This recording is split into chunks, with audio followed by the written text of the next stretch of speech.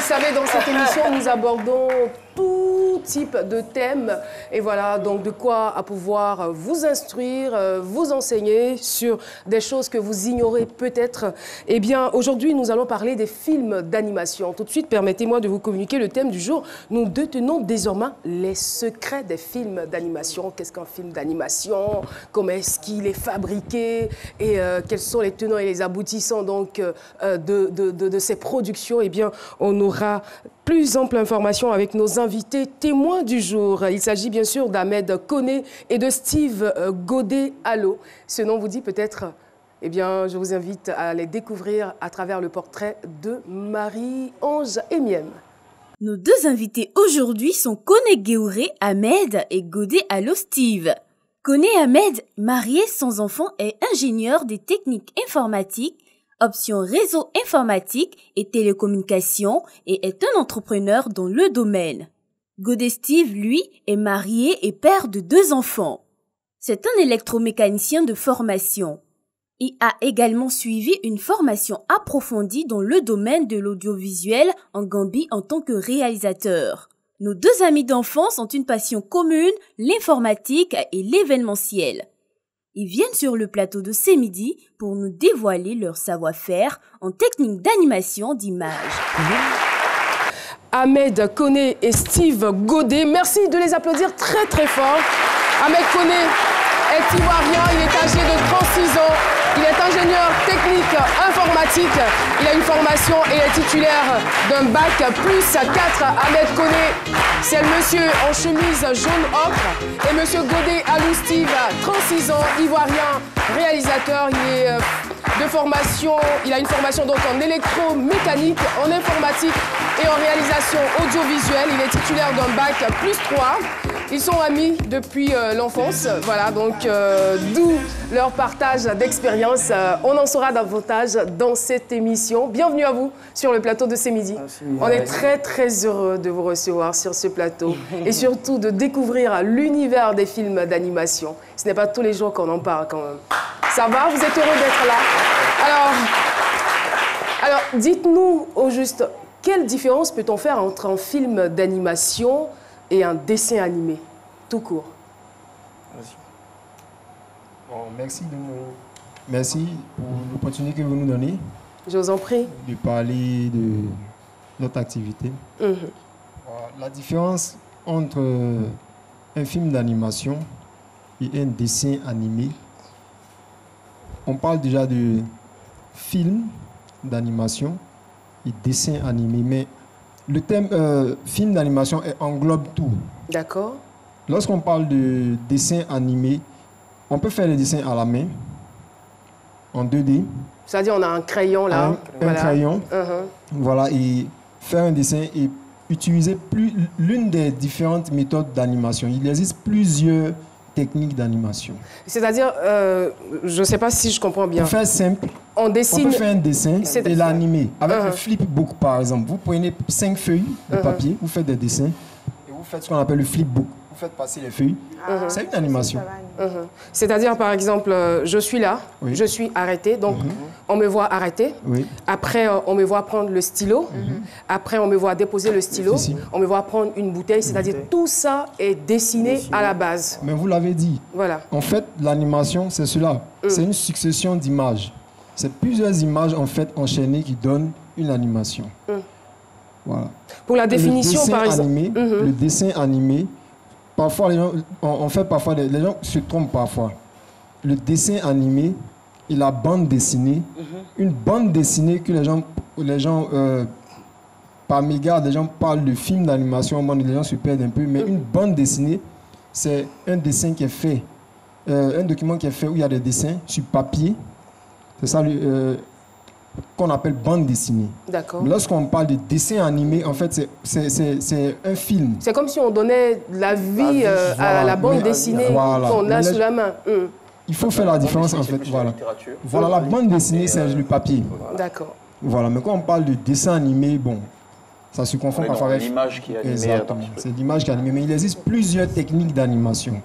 Il y a l'animation 2D traditionnelle, l'animation 2D numérique et l'animation 3D. Lorsqu'on parle de film d'animation, on englobe en fait plusieurs choses, toutes ces choses-là.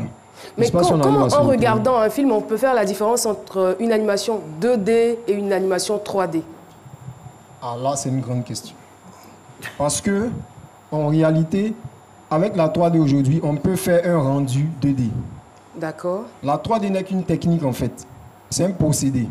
À l'instar de Kimbo, voilà, qui a été réalisé en 3D, mais le rendu est en 2D. Exactement. Même Kirikou, il y a des parties de Kirikou, je crois, qui sont faites en 3D. Mais c'est au moment du rendu, on peut choisir de sortir des images en rendu 2D. C'est-à-dire, je peux travailler avec un logiciel 3D, commencer mon travail, et au moment du rendu, sortir un rendu 2D. On aura l'impression que ça a été fait à la main en 2D. Et pour renchérir au niveau de la 3D, je veux dire que les images paraissent beaucoup plus réelles. On se rapproche un peu plus de la réalité. On a l'impression... Je dirais plutôt qu'en 3D, on a plus de possibilités. Plus de possibilités. C'est des choses qu'on va comprendre au fur et à mesure. Déjà, expliquez-nous, parce que dans votre présentation, on a su que vous êtes des amis d'enfance, donc des amis de longue date.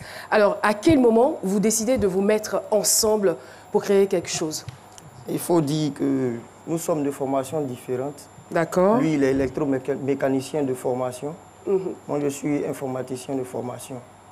Au fait, on a fait le même quartier. On était à Djabé. À Djamé, bon, on s'est retrouvés là, les parents se connaissaient. Bon, on n'avait pas encore eu l'idée de se mettre ensemble pour créer une chose. C'est dans ce temps d'attente-là que lui s'est rendu en Gambie pour une formation plus approfondie dans le domaine. Et à son retour, il m'a appelé. Bon, il m'a appelé, on s'est assis. Il m'a dit, bon voilà, je suis allé en Gambie, je suis revenu avec d'autres idées dans la tête. Est-ce qu'on ne peut pas se mettre ensemble pour s'asseoir et asseoir d'abord une structure dans un premier temps et puis voir comment évoluer dans un temps. Donc c'est comme ça que lui et moi on s'est assis et on a commencé à travailler là-dessus, sur les projets pour pouvoir mettre en place quelque chose de nous-mêmes. Et le projet phare sur lequel vous avez travaillé et qui a vu le jour, peut-être pas au grand public, le grand public n'a pas encore vu, mais c'est un bébé précieux que vous avez qui a déjà commencé à faire parler de lui. Alors, dites-nous, Sekouba, quelles sont les différentes étapes qui vous ont donné aujourd'hui de sortir Sekouba? Déjà, Sekouba est parti d'une volonté, d'une idée. Voilà, et d'un constat aussi. Je reformule ma question. Je veux plutôt parler des étapes de fabrication. Les étapes de fabrication, il y a l'idée, l'écriture, d'accord, la modélisation, en passant par le storyboard, l'animation, en passant par les textures. Et ça, c'est des thèmes trop techniques pour nous. Quand on parle de modélisation, c'est quoi exactement? La modélisation, c'est l'étape qui permet de fabriquer un personnage ou bien des décors en 3D. La modélisation, dans modélisation, on entend modèle. Tout à fait. Voilà, un modèle, par exemple, j'aime bien la tenue de monsieur Philo. Ouais. Voilà, je souhaiterais reproduire monsieur Dr Philo en personnage. Donc, je modélise Philo. Je modélise le personnage de Philo en 3D. Et c'est ce personnage qui va représenter Philo dans le film. Et à la différence, on va dire, de la bande dessinée, là, vous faites le dessin à l'ordinateur. À l'ordinateur, c'est ça. Effectivement, à la différence de l'animation 2D traditionnelle, nous faisons le personnage à l'ordinateur. Mais il faut dire que la 3D est complète. On utilise aussi des dessins faits à la main. D'accord. Voilà, parce que c'est ce qu'on appelle des références. Des références. C'est-à-dire, si je veux modéliser un personnage en 3D, je peux partir d'un dessin qui a été fait à la main par un dessinateur. Et sur cette base, reproduire le personnage en 3D. L'intérêt, en fait, qu'il y a de partir sur un workflow 3D est que avec la 3D, on a des avantages. On a certains avantages. On va revenir sur ces avantages, si vous le permettez. Allez-y. Oui, allez-y, doyen. de dire mon inquiétude. Le comédien que je suis est en train de se voir être mis à la retraite, à marche, parce qu'on modèle maintenant des personnages. Alors que moi, j'ai l'habitude de prêter mon corps à des personnages. Alors, quel sera mon sort? Mais je dirais que... En d'autres termes, j'ai l'impression qu'avec les 3D, vous nous mettez dehors, out, au chômage. Non, pas du tout, pas du tout. Pas du tout, parce que, bien au contraire, on pousse en fait, on vous apporte une nouvelle dimension. Parce que vous existez, mais on crée une autre version de vous en 3D.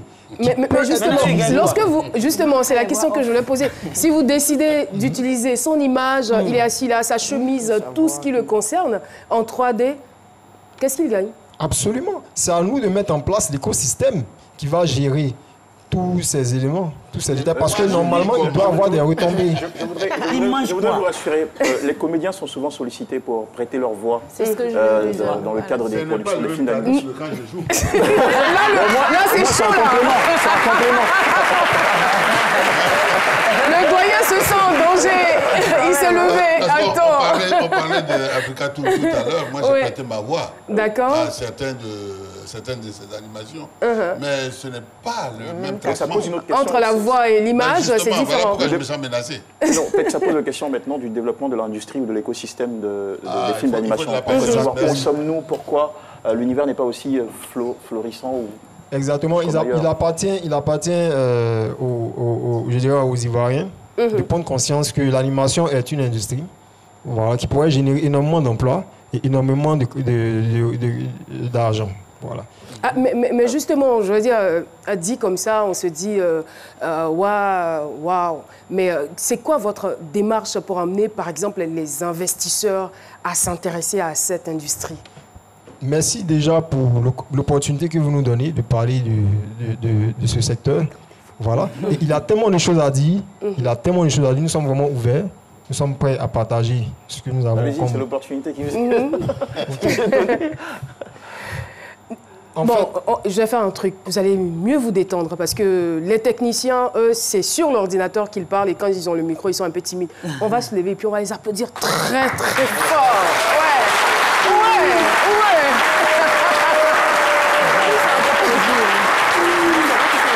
Merci beaucoup, public de ce midi. Alors, Steve, là, vous jouez votre va-tout. Ok, je vais vous dire. Vous avez sorti Sekouba. Je sais que vous l'avez fait sous fond propre.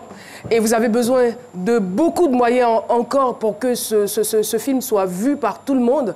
Dites-nous exactement, un investisseur qui vient, qui s'intéresse à Sekouba, qu'est-ce qu'il gagne en retour? Qu'est-ce que cela pourrait apporter aussi à l'économie ivoirienne? Merci, Madame Da Silva. Déjà, le cinéma d'animation est un secteur qui vend la culture d'un pays. D'accord. Nous avons des personnalités, nous avons des sportifs, nous avons des artistes. Des héros, des légendes. Voilà, des héros, des légendes, nous avons des histoires. Donc, c'est vrai que ces histoires existent peut-être déjà en livre, mais nous pouvons les mettre en animation pour que les gens puissent voir ce que nous avons comme culture, ce que nous avons comme héros, ce que nous avons comme sportifs, ce que nous avons comme personnalité. Vous voyez, nous pouvons éduquer les tout petits. Nous pouvons véhiculer des valeurs. J'ai envie de dire, et pas seulement parce qu'aujourd'hui, ce sont les parents qui accompagnent les enfants à aller regarder les films d'animation en box-office. Absolument. Je dirais que... Donc véhiculer des valeurs. Véhiculer des valeurs. Sensibiliser. Et générer même, développer une industrie, créer des emplois. Parce que quelqu'un qui a fait par exemple des études en lettres peut aussi travailler dans une industrie d'animation, peut être scénariste. Quelqu'un qui a fait peut-être de la comptabilité peut travailler en production. D'accord. Quelqu'un qui est dans les finances, oui, absolument, on peut participer à la production d'un film. Un film, c'est plusieurs structures. Plusieurs structures peuvent travailler sur un film. D'où la coproduction entre Motion FX et SMV. Voilà. Nous saluons SMV qui nous a vraiment soutenus pour la production.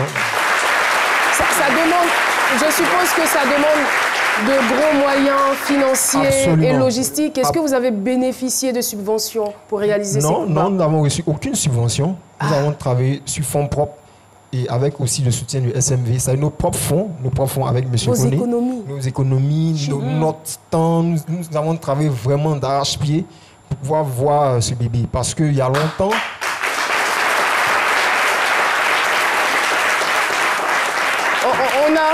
on a un extrait là. On a un extrait de Sekouba dans le fond. Vous regardez avec moi. Voilà. Ça vous a pris combien de temps exactement? Il dit 2 ans. 2 ans? 2 ans, mais 2 ans pour sortir ça. Plus. Oui, parce que il y a eu tellement de travail qui a été fait. Et nous n'avons pas vraiment travaillé à plein temps. Nous n'avons pas travaillé à plein temps. Ah, parce que puisqu'il n'y a pas de financement, il faut pouvoir travailler pour avoir un peu d'argent pour faire Sekouba. Oui, Jean-Michel, juste avant. Je me permets l'expression. Quel business plan vous avez pour rentabiliser après avoir tant investi pour produire Sekouba? Déjà, nous avons sollicité les services des experts dans ce domaine pour nous accompagner.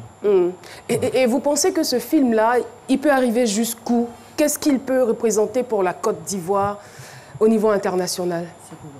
Il peut représenter une carte d'identité pour la Côte d'Ivoire. Là, c'est le moment de vendre Sekouba. Parce que dans Sekouba, je dirais, on parle déjà de la culture ivoirienne. D'accord. On utilise le langage ivoirien. On met l'accent sur le style vestimentaire ivoirien. Et à travers Sekouba, nous voulons véhiculer des valeurs.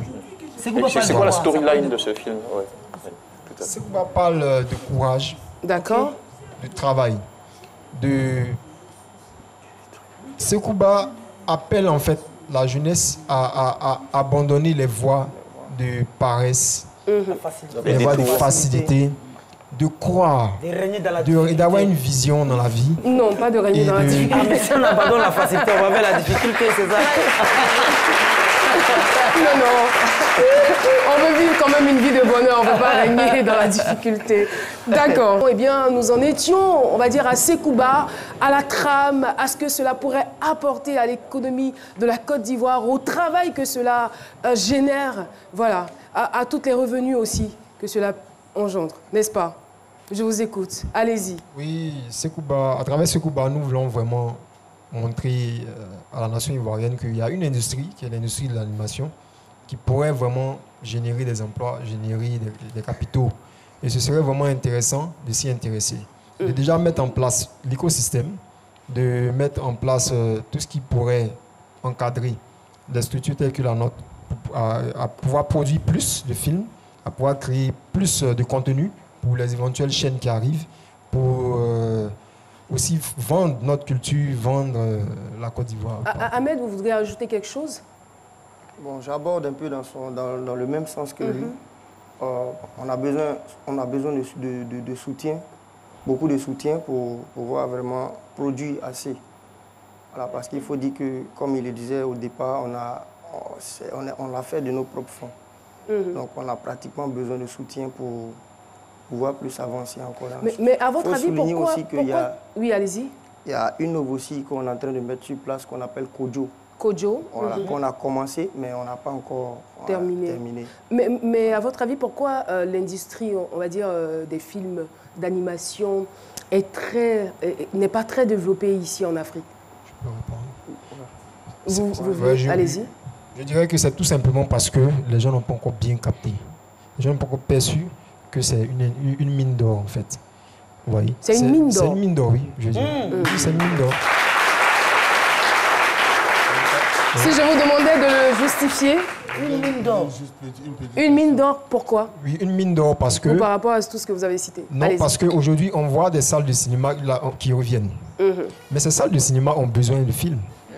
Voilà, un film, lorsqu'il est projeté, voilà, les gens, ça fait partie de ce que les Américains appellent entertainment, c'est-à-dire la distraction, voilà, le loisir. Le loisir est important. Un film en famille, voilà, c'est important pour la famille.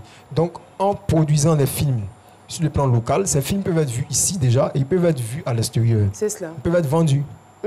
Plus on va créer, plus on va faire de films, plus les interprètes vont mieux se sentir, plus les entreprises locales vont mieux se sentir. Et celui qui investit... Voilà, on pourra faire des produits dérivés, des figurines, voilà, même des jeux vidéo. Il y a un lien en fait entre l'animation 3D et le jeu vidéo. Voilà, les personnages par exemple que nous faisons, Kojo, Sekouba, dans le film Sekouba, il y a plusieurs personnages. Ces personnages peuvent être utilisés par une structure de jeu vidéo par exemple pour faire la version jeu de Sekouba. Parce que les animations sont déjà prêtes et en collaborant, nous pouvons développer aussi. Est-ce que ces films d'animation là sont mieux vendus que des films ordinaires avec des personnages réels? Je dirais pas encore ici en Côte d'Ivoire, mais à l'étranger, en France, aux États-Unis, oui, parce qu'ils ont su mettre en place l'écosystème, ils ont su mettre l'industrie en fait du film d'animation. Ils ont compris. Lorsqu'on a quelqu'un vient avec un projet d'animation, déjà une banque est prête à soutenir ce projet. Vous voyez? Et du coup, avec les capitaux qu'il y a, avec le savoir-faire que les gens ont, ils arrivent à produire des films de qualité. Et nous, aujourd'hui, ce qui nous manque, c'est vraiment les capitaux, les ressources. Parce qu'on a le savoir-faire. Les mêmes logiciels utilisés ici sont utilisés et quelque chose de pertinent que j'ai oublié de vous demander, c'est qu'on n'a pas pour l'instant, à ce que je sache, d'école spécialisée dans ce domaine. Non, comment est-ce que vous avez appris cela alors? Oui, nous avons appris parce qu'on a aimé la chose déjà. Donc on s'est intéressé. On a acheté énormément de livres, on s'est documenté, on a utilisé Internet parce qu'aujourd'hui, Internet est vraiment...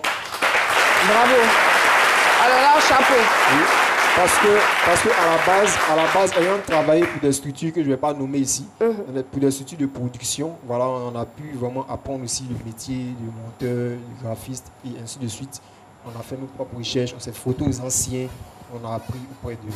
Mais là, moi je veux dire, c'est l'occasion de nous dire tout. Parce que quand vous dites que vous avez besoin des capitaux, bon, en même temps vous dites que vous êtes documenté, vous avez besoin de quoi concrètement? L'argent, on parlait comme Sekouba. Vous avez besoin de l'argent, vous avez besoin de matériel adéquat pour une parfaite production. Je ne sais pas, qu'est-ce que vous avez besoin de quoi? D'accord, merci de Philo pour la question. Il sent dans vos yeux que vous voulez dire quelque chose, mais ça... Déjà, je vais vous donner quelques chiffres. On aime bien Kiriko. J'ai vu quelque part que Kiriko a coûté 8 milliards. 8 milliards? Oui, ça vous étonne? De francs CFA. C'est étonnant. Et la sorcière a coûté combien? La Reine des Neiges a coûté combien?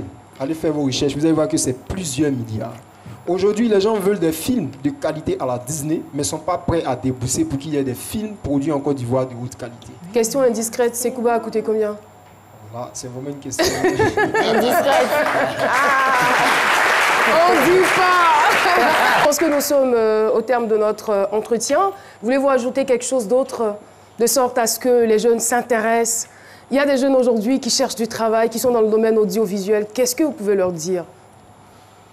Nous pouvons leur dire de croire en leurs rêves et de savoir que l'animation est un secteur qui peut les accueillir.